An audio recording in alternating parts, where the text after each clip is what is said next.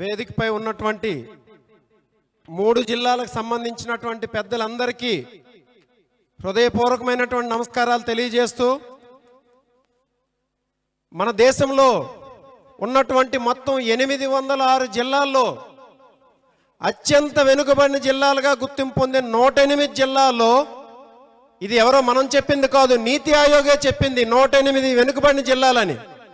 అందులో మన జిల్లా ఒకటి.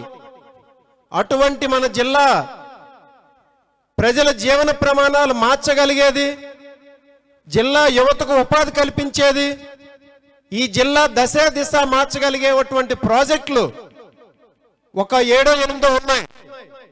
Vamsadhara project, RIMS medical college, Ambedkar university, Uddanam kidney research centre, Uddanam surface drinking water scheme, Moolapeta port, Budagatlapalem fishing harbour, లేకపోతే మంచినీళ్ళపేట జట్టు, ఇలాంటివి ఇవన్నీ కూడా ఆనాడు 2004-2009 మధ్యన ఉన్నటువంటి స్వర్గీయ రాజశేఖర రెడ్డి గారైనా తెచ్చారు, లేకపోతే మన ప్రీతమ నేత అయినటువంటి 2019-2024 మధ్యన ఉన్నటువంటి జగన్మోహన్ రెడ్డి గారైనా తెచ్చారు అండంలో ఎటువంటి సందేహం కూడా లేదని చెప్పి ఈ సందర్భంగా తెలియజేస్తున్నాను.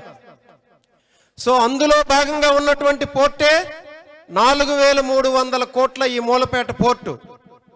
17 సంవత్సరాలు ముఖ్యమంత్రిగా చేసినటువంటి చంద్రబాబు నాయుడు గారు కనీసం 43 కోట్ల ప్రాజెక్టు ఒకటైనా తెచ్చారా అని చెప్పేసి టీడీపీ నాయకుల్ని ఈ సందర్భంగా అడుగుతున్నాం.